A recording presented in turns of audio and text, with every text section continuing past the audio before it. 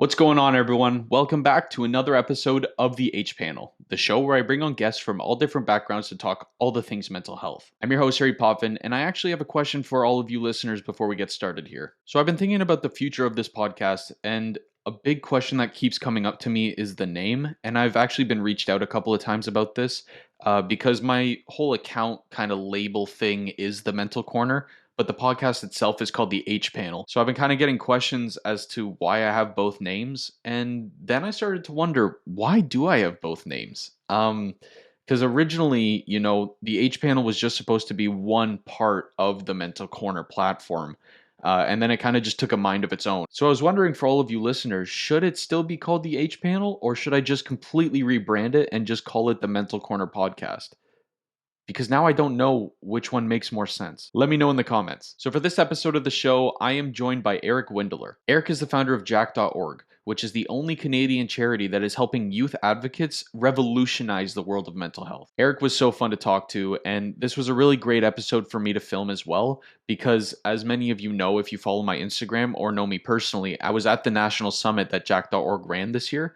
And while it was virtual, it was still so inspiring to see such a big group of youth advocates kind of come together and tackle the whole concept of mental health together. It was very inspiring. So it was a lot of fun to talk to Eric, and I wanted to thank him again for coming on and having this discussion with me. Now, before we get started here, guys, you know the drill. If you're listening, please like, comment, share, subscribe, give 5 stars if you're on that podcast platform. Share with someone who might want to hear this episode. It's a really great one, and I can't wait for you to listen. I'll talk to you all very soon. Have a great rest of your day. Peace. I'm Harry Potvin, and this is the H Panel.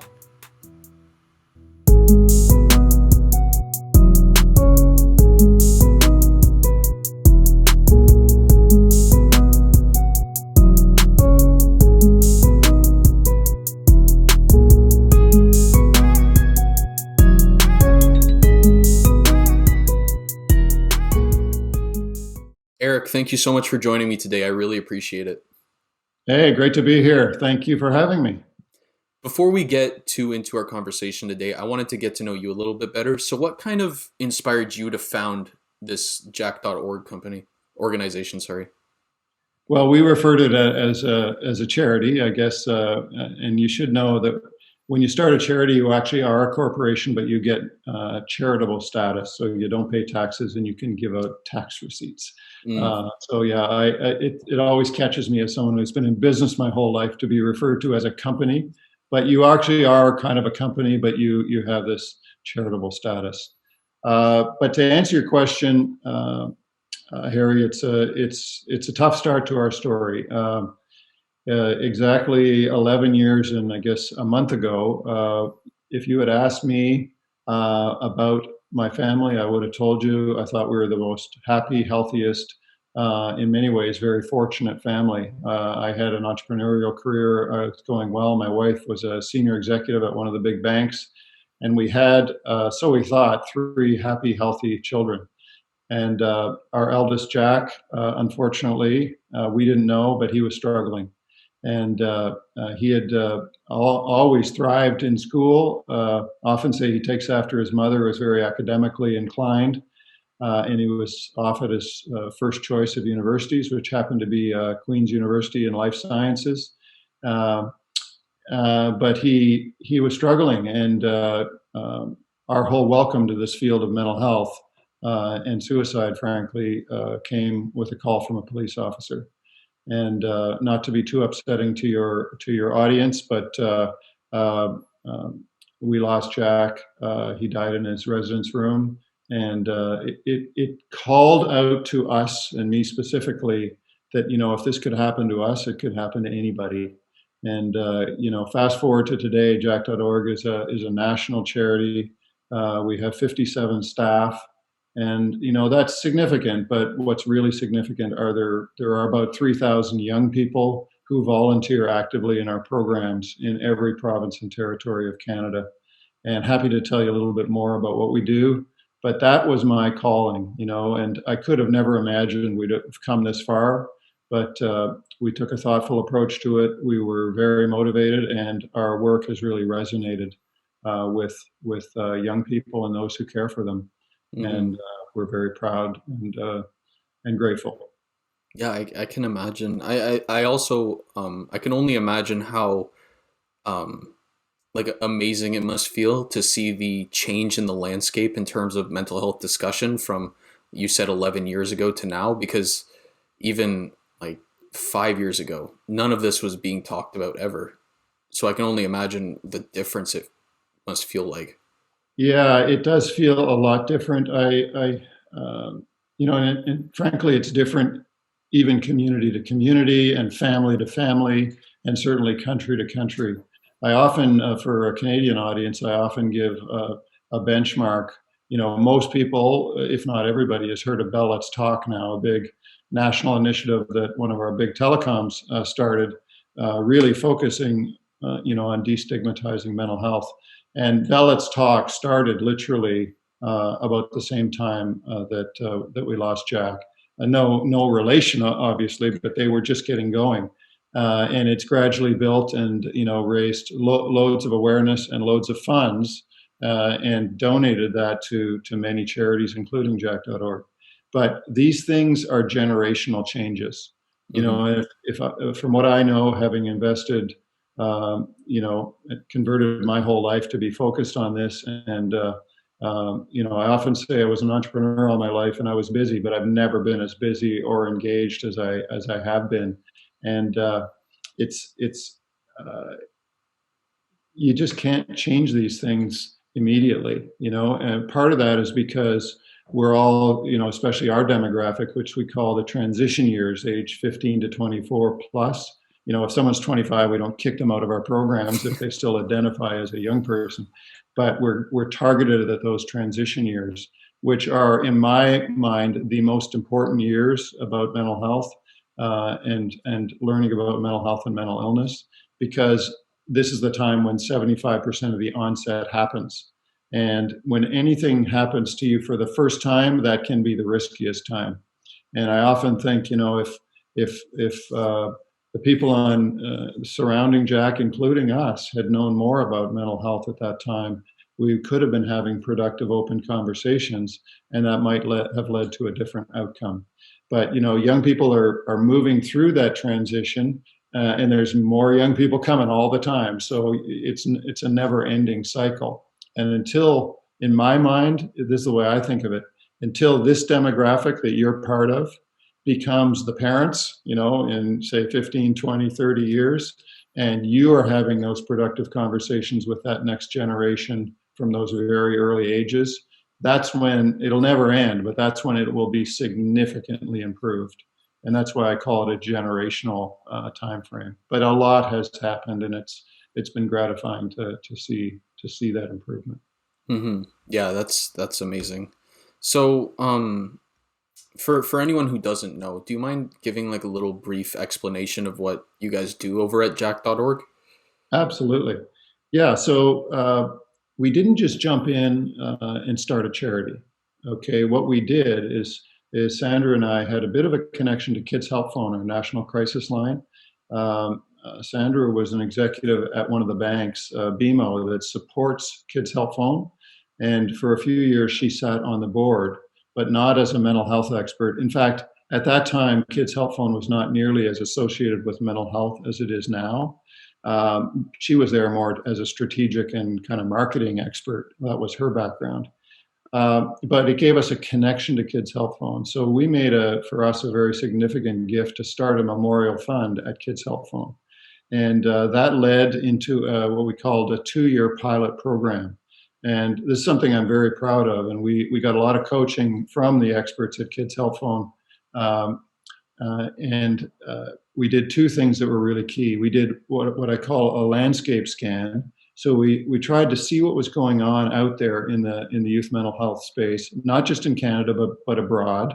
And then we conducted a very thoughtful pilot study. So we knew we wanted to focus on youth mental health. That's, i.e., the partnership with Kids Help Phone. Mm-hmm. And people should know Kids Help Phone is not just for young kids. It's for young people, and they even don't mind if parents, adults phone in for advice on how to support their young people.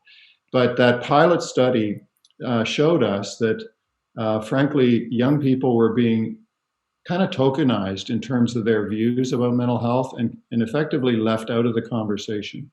And so the pilot study involved 36 schools, but we didn't just reach out to the young people in those schools, and they were high schools and post-secondaries. We reached out to the educators and involved the educators in that pilot, the young people themselves, and the parent audience. And while our work and the pilot resonated with all three audiences, we really learned that young people were kind of being left out of this. So that evolved, and we tested our model for a year at Queen's University, where we were dealing with young leaders from Queen's, but dealing with schools all across the country. That's when we had our first national Jack Summit, for example, in 2013. But that all kind of confirmed to us that we could be an organization that was focused on what we call youth leadership and youth engagement in mental health. So we are all about working with our young leaders and supporting them to learn about mental health and helping them learn how to share that learning with a broader youth audience. So we have three core programs. We train and certify young people to become what we call Jack Talk speakers. It's amazing. They go through about 50 hours of public speaking training to learn how to safely and hopefully share their own personal journey, because you do not want to have somebody just standing up and talking about a bunch of triggering information. It could be damaging to the audience. You want them to learn how to share their story appropriately. And I always say hopefully, so because they've come through something. All of our talk speakers have dealt with stuff, but they've come through it, and they're sharing both the journey and the hopefulness that you can get through this. And I think you have a bit of that same story with yourself, and it makes me very proud. So that's the Jack Talks program.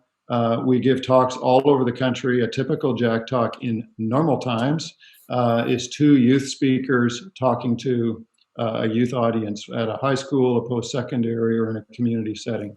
They're typically about a 1 hour conversation, and it's really powerful for those to be happening.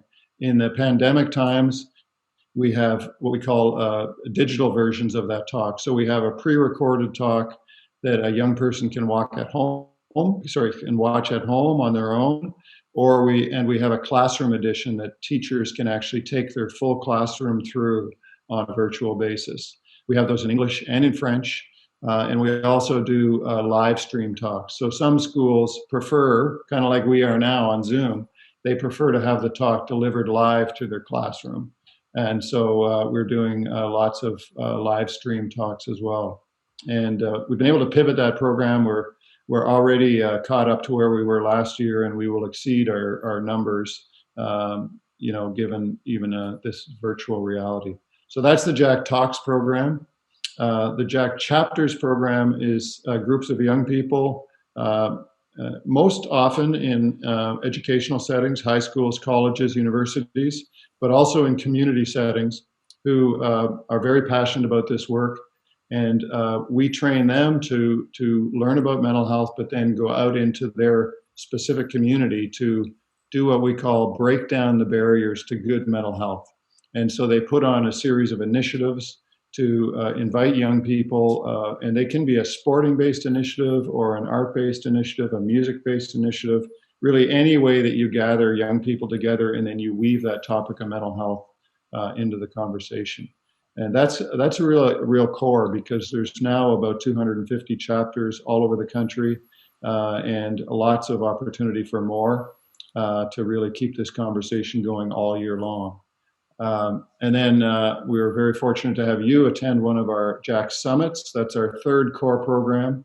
So we have a national conference called Jack Summit. On a normal year, brings about 250 young people from every province and territory here to Toronto for the event. It's a 3-day event, sort of a Friday night kickoff, and then all day Saturday, Sunday. We also have Jack regional events, or Jack regional summits, I should say, and those happen. In some ways, I'm most proud of two of them. One is hosted in Yellowknife, but brings together young people from all three territories. We Mm. have a francophone one in Quebec that is not just for Quebec students and young people, but anybody in neighboring provinces that are francophone speaking. And then we have one in BC, one in the Prairies, one in Ontario, and one in Atlantic Canada, based out of Halifax. And then we have a number of local Jack summits. So these are smaller events where one school would host the young leaders from neighboring schools, for example, to get together. And that's what the summits are all about. It's really the connectivity to kind of create a bit of a movement of young people, to get them conversing with each other, collaboration sessions. We bring in guest speakers. This year, for example, we had the National Minister of Health, Mr. Patty Hadju, came, and we provided a forum where the young leaders could present their ideas directly to the Federal Minister of Health. So that's the summit program. So Jack Talks, chapters, and summits, they kind of help feed each other. Young chapter members often are attending the summits, for example, or hosting a summit. We also have a digital resource that I'd love to talk a bit about that we created a few years ago. It's been launched now for 2 years, called Be There. Mm-hmm. And we only have 2 websites. One is called jack.org, obviously, and the other is bethere.org. And this is a digital resource that is done incredibly well, and especially in these times. And it's all about teaching young people in an engaging way how to learn about mental health, how to recognize signs and symptoms, and most importantly, how to kind of lean into those tough conversations that if you haven't had a conversation about mental health, it's really good to have some coaching about how to appropriately lean into it and not upset that person further, but also, frankly, protect your own mental health while you're doing it. So that's, in a sense, what we do. It's all about our staff supporting a large network of young leaders, and then on a peer-to-peer basis, reaching a very large target audience of young people. There's lots of other smaller things that we do. We evaluate all our programs, etc. But that's the core of what we do. You've got stuff going on all the time. It's like it's just constant action over at jack.org, eh? Yeah, it really is. We've never been busier, and the time for our work has never been more important. It's incredible. As I'm sure you felt it personally. I know I have.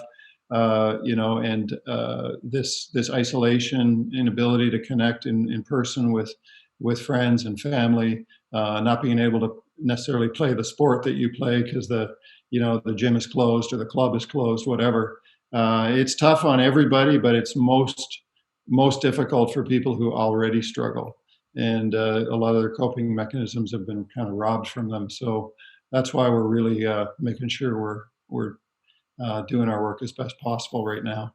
Mm-hmm. No, I completely agree. I will say about the summit is that despite the fact that, I was sitting at home looking at a screen, I did feel so connected. It's just the way it was really inspiring to be a part of a group of young adults talking about this stuff, especially coming from, a situation where I never mentioned it, because every time someone would mention they were depressed or they were anxious or something, they were immediately kicked out of a friend group and called weak. And that's just kind of the environment I grew up in. So when I see like at the summit, we had people like in their first year of university or even high school talking about this stuff. And I was like, man, like I would have loved to just have that like young Harry would have loved to have that conversation, because I struggled until I was, well, I mean, I still struggle every now and then, but like, I was really bad until 20, 21. Like it was very inspiring to see such a big group of people come together and talk about it and just not feel ashamed about it. That's why it's so important to start these conversations. And we've been focused on this, as I mentioned, age 15 to 24, because a Mm-hmm. lot of our work is about this youth leadership in mental health. And not that 12 and 13-year-olds can't be good young leaders, but more of our content is targeted to that high school and post-secondary demographic. But we've really felt that it's equally important to talk to younger kids, and that's where families can really come in and older siblings can really come in. but that normalizes the conversation, right? Hmm. And what you alluded to earlier, when you get ostracized from a friend group, that has just got to end. That is, that Yep. can be so damaging, and the most unintentional comment can be so harmful for someone who's already struggling, to a great degree, and compounded by things like bullying or other traumas that young people can be having to deal with. It's just unacceptable. We got to get around that. Yeah, no, I completely agree. And it was a big reason why I put off opening up about it for so long is because, not people in my friend group, but people around my friend group, they would open up and all of a sudden it was like an alien was in class or something. Like everyone just looked at them differently and they just treated them differently. So all of us who were actually struggling in silence were like, oh, I don't want to deal with that. Better to Yeah, just put the mask on. right, right. It's really upsetting. But like we've mentioned before, it is turning around and it is really promising to see all these people, coming together to be advocates. I think that's the coolest part is that, there were so few advocates and now there's like you said, 250 per national summit. It's pretty impressive. It's really inspiring. Well, and Um, and not to go to that too much, but we're really proud, and we're thinking of ways to even have a more formal, what we call an alumni program. mm, But when young leaders, some of them even are involved in high school and then get involved all the way through their post-secondary. Um, it's not like they drop it at the end of post-secondary. They go on to that corporation or workplace, wherever they're going to, be at the next stage, and they start to infuse that community with this kind of normalization of this conversation. mm, And so, we've been, quotes, graduating people through our programs now for 7 or 8 years. And, it's really starting to spread. And with our ambitious growth plans, we're just hoping to do more of that. And we're constantly in conversation also with like-minded organizations around the world to share our approaches. And it's great to see the receptivity of this kind of thinking. yeah, for sure. You're just planting the seeds in all these young people's heads, growing into some beautiful flowers out there. That was a Well, and really really cool. listening to them about how to go about it is key, Yes, yes, right? absolutely. Yep. They don't want to have, and they don't want to have a 60-year-old guy preaching at them, but they can relate so much to that student on a Jack Talk who might be a year or two older than them and has just gone through some of these challenges. Imagine you talking to the 2 year younger version of you, Mm, uh, and there's a certain magic power to that we've really tried to harness. I'm not even kidding. Two year younger me would have paid an unhealthy amount of money to have 2 year older me talk. It's yeah, 100%. So I wanted to actually get into the be there um portion that you were talking about earlier. So I mentioned this off camera, but especially now, not just because of the pandemic, but even before the pandemic was starting, a lot of us don't really know how to address a situation when someone close to us is like reaching out for help or kind of opening up. And I know I experienced this too when I opened up to my friends for the first time. It was kind of this awkward, back and forth because no one really knew how to go about it. And that's I wouldn't say it's a problem, but it is an issue that a lot of people deal with, especially in the younger generation, because when you're opening up and you're reaching out, you're just looking for someone to hold your hand or someone to be like, hey man, I'm here. It's okay. But unfortunately, what a lot of us try to do is take the situation and make it our own. And then we kind of just give them like, this is what you have to do. This is what you should do. Or and they also, sorry, they don't take into account their own mental health. So it's just like this downward spiral constantly when these people just don't know what to do. So coming from you, I wanted to get into the best ways to go about it. So for the be there portion of your company, how does one, when their friend reaches out of the blue, how does one go about addressing these issues that they're experiencing? Well, that's the beauty and the design of the Be There digital resource is um, it really anticipates all those things. And you got to remember, not everybody is going to reach out. So Mm-hmm. it's broader. It's broader than that. Okay, and it's really training you how to be on the lookout. And one of the things I try to teach people that I learned many years ago is one of the biggest and easiest way to understand when someone is in a mental health struggle is when you notice a change in their behavior. Okay, and not a change in their behavior one afternoon or one evening, but a bit of a prolonged change in behavior. We usually use the a couple weeks. And there's some kind of nice corny examples. Uh, why haven't you been coming out to soccer practice? You were always the first one there. You were the last one to leave, but we haven't seen you for the last 2 weeks. Or how come you're not coming out with the guys to shoot hoops? Or I'm using some sporting examples, but it could really be anything. Mm-hmm. That is a sign of a change in behavior or a moodiness, or maybe somebody is starting to drink more, or do something else that is a sign that their behavior is changing. It could be a sign around eating, sleeping, any kind of healthy habits. But if you notice a prolonged change in behavior in anybody, guess who's the most likely to notice that? It's the people who are around that person. Mm-hmm. And young people like to hang out with their peers. And sure, parents should be on the lookout for that sort of thing, and older siblings and so on. But most likely, the first people to know that change in behavior are the peer group.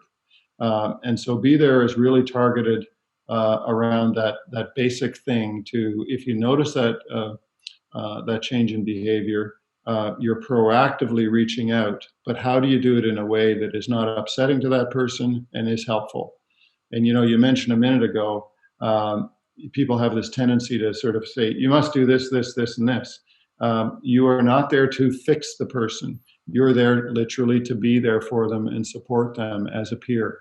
There's a place for a peer, and there's a place for a medical professional, psychologist, psychiatrist, even your GP, etc.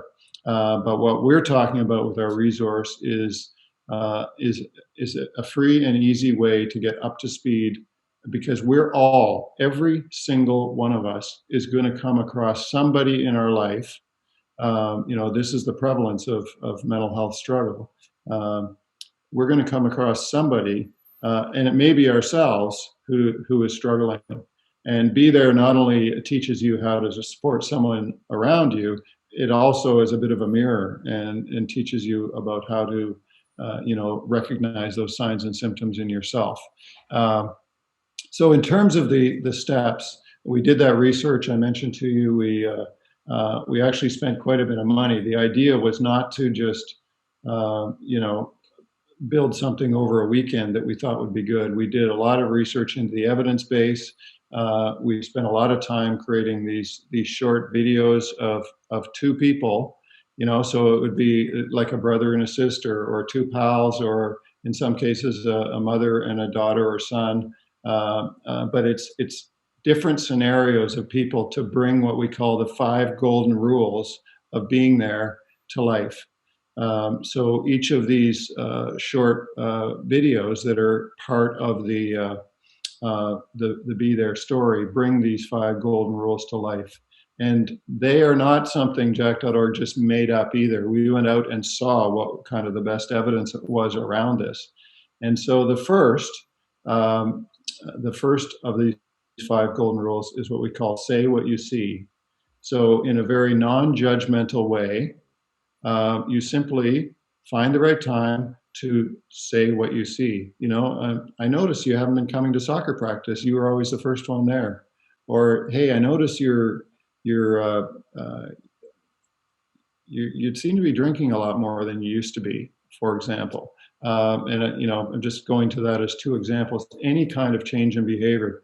you haven't been showing up at class. You were always, I mean, that would really apply to my own son. He was a straight A student, was very fortunate in that respect. But he was not going to class for a period of months. And Mm. back then, what did they think? They thought he was dropping the course. Yeah. They weren't associating that with a mental health struggle, even though this is somebody who thrived on and was very proud of his academic achievements. So simply saying what you see without any judgment. And I always say around that first golden rule, find the right time to do it. You're not just going to, run up to somebody and say, hey, hey, I'd like to have a little conversation. If now is not a good time, let's have a conversation when you're ready. And then you lay it out to them. The second golden rule is, and this is very important, is show you care. You care about them. If that's someone close to you, you just tell them how important they are, and that you're not doing this to, quotes, fix them. You're doing this because you're a little bit worried about them, and you just want to be there for them, and showing that love and compassion. And that might be a hug or an arm on the shoulder. A little harder to do that these days, but you can show you care by your words, your messages. Reinforce that maybe with a text message or a Facebook Messenger or whatever it is. Then the third golden rule is you want to give them some space, but you want to hear them out and not be jumping in every time they start saying something and say, well, just start showing up to practice, or, like, it's not that easy when you're struggling, right? But hearing them out, giving them a chance to just authentically explain what's kind of going on in their life. And then the fourth golden rule is a little bit of the cautioning one, and that is know your role. So again, your role is not to fix them. Your role is simply to show that you really care for them and you want to support them any way you can. And you also, if you're someone who struggles on your own, you don't want to be doing something that triggers you into a real spiral, because it can be. I'll give you a little bit of a tangent right now. For the last several months, I've been on the side supporting a very close friend of one of my older sisters. And he's a guy, happens to be about my age, but he has really been struggling. And you can be there. I was not trying to give him specifics because I'm not that mental health professional, but just practicing this approach has been so helpful to him. And my sister was following the same approach. They both live out in the East Coast, and but knowing where you fit into that and how to support them is really key. And then the final one takes a little more work on your behalf, and that is learn how to connect them to help. So you don't want to just say, "Oh, go find a doctor." You might want to do a little more work on their behalf. I've had even people who've sat with somebody and, with their permission, called in to Kids Help Phone, started the conversation, and then handed it over to that person. So connecting them to help and getting that process, and Kids Help Phone is just one example, right? There's all kinds of resources out there that, frankly, most people don't know about. Secondly, if you're really struggling, you're not exactly in a good place to do a lot of research. So that's a way you can be super helpful to somebody who is in a dark spot. I think of my son, I think of other people. There's days you can't even get out of bed. You're feeling so bad about yourself, your self-worth, all the rest of it. And there can be physical symptoms that go along with them, and I've had some of those myself, mainly around anxiety, where you have an incredibly upset stomach. You just don't feel like you can do anything because. So connecting them to help is the fifth of those golden rules. And together, and I've given you a very surface view of it. It's all there on the site. And as we often say, you can learn a lot in 5 or 10 minutes, but you could spend 3 or 4 hours on the site and learn an awful lot. And it's so reinforcing to me when I hear back from young people and saying, I've been supporting somebody. I wasn't sure how to do it. I learned how to do it, and I just felt so much more confident in my approach. And So we're really hoping to continue to blow up, be there. I'm not sure if I mentioned it on or off camera, but we've started a new partnership with an incredible foundation out of the U.S. Mm-hmm. With It's called Born This Way, to develop a training version of this Be There. So, for people like residence dons or coaches or people who are dealing with young people, to let them formally go through and kind of get certified as having gone through the Be There training. And this U.S. Foundation will be blowing it up across the States. We'll be blowing it up across Canada. They have a lot of reach. Their co-founder is Lady Gaga, with her mother, who started that foundation. So we're really excited about that. We call it the Be There certificate program that we're just starting to build, and hoping to launch that in early 2022. Wow, that's incredible. So what you're saying is you can get me Lady Gaga's number. That's what I heard. Yeah, we some of our young people are big fans of Lady Gaga, and I'll be totally candid. It's her mother that runs the foundation. She is certainly involved in the background, and from time to time posts about it and so on. But she's got a pretty busy life as it is. But what I think is so cool is how much she cares about it. So Hmm. no, I haven't been in conversation with Lady Gaga. Maybe that'll come one day. But uh, uh, uh, it's cool to have influencers like that get behind something, at all levels. We've got lots of influencers who support our work, and it's just something they can do with their community to sort of get the word out there. We Hmm. all have our own little community on socials or whatever, or just our own physical community, but it's great when those incredible people with such a reach, can add some weight to what an organization like us is doing. Yeah, 100%. The most powerful thing, in my opinion, with the Be There steps, they're so simple, and it's just a little bit of like learning, like you said, reading the website or kind of learning what the steps are in terms of approaching these things. Just a little goes such a long way. Like just looking up different resources that your friend can go to or that they can reach out to, just it could save a life. Like my one of my friends, when I went, I say this ad nauseum, but I went to get help a lot of times.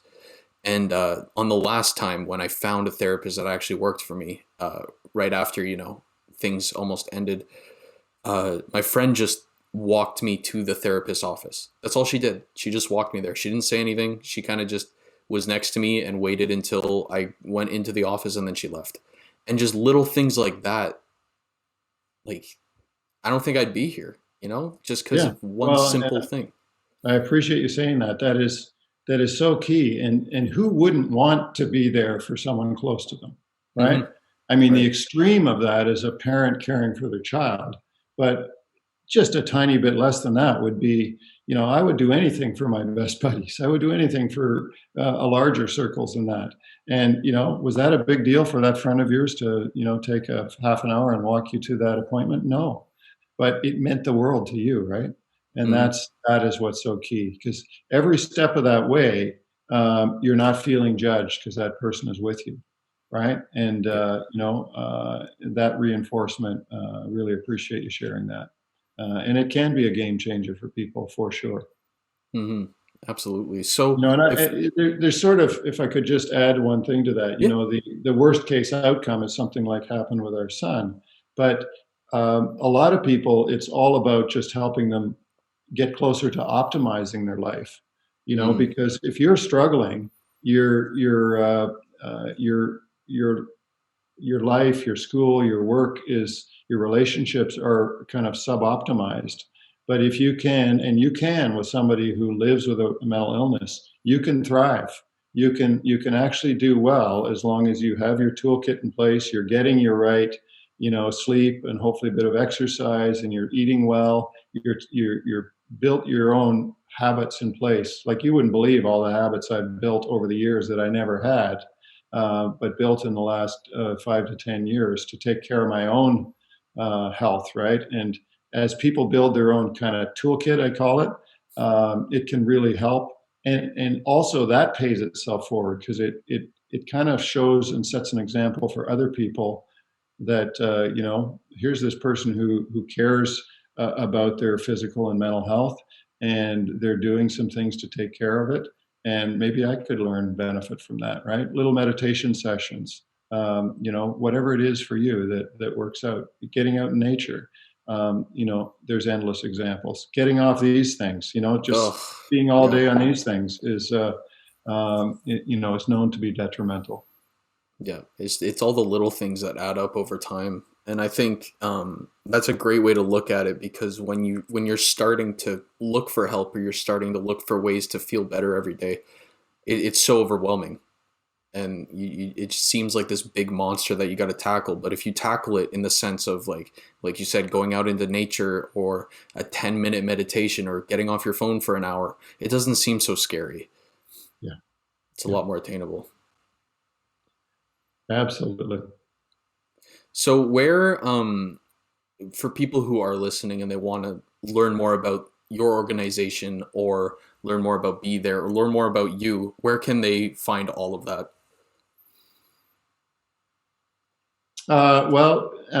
It's pretty simple. I hate to just send people to websites, but jack.org is a very thoughtful and deep website. It's obviously at jack.org. And Be There, as I think I mentioned, is at bethere.org. There's all kinds of stuff, if you have the time to dig deeper into both, that you'll learn.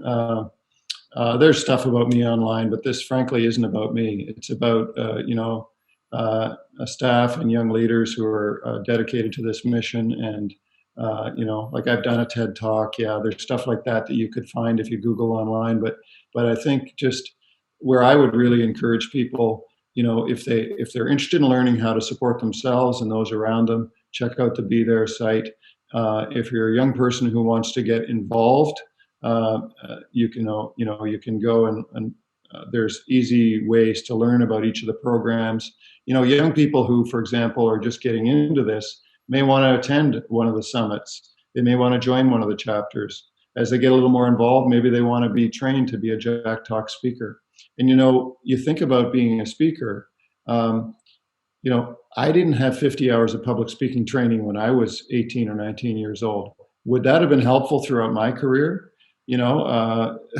Absolutely. Every Right. time, adults come into our office back in the day, maybe they're part of a corporation or a foundation that's supporting us. I asked them, did you get 50 hours of public speaking training when you were, just entering university? Not one person has said yes, but Mm-hmm. every one of them says, man, that would have been helpful. So these leadership skills are not just helping you in terms of spreading the word about mental health to your peers and so on.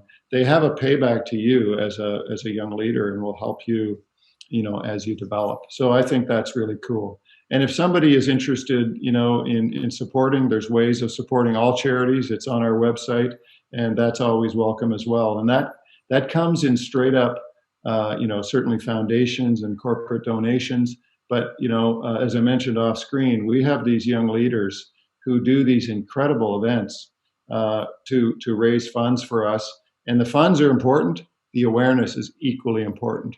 There's two brothers last summer swam across Georgian Bay, and that's no small feat. I think it took No. around 30 hours. And they arranged it all. They had the support boats. They raised a whole pile of money.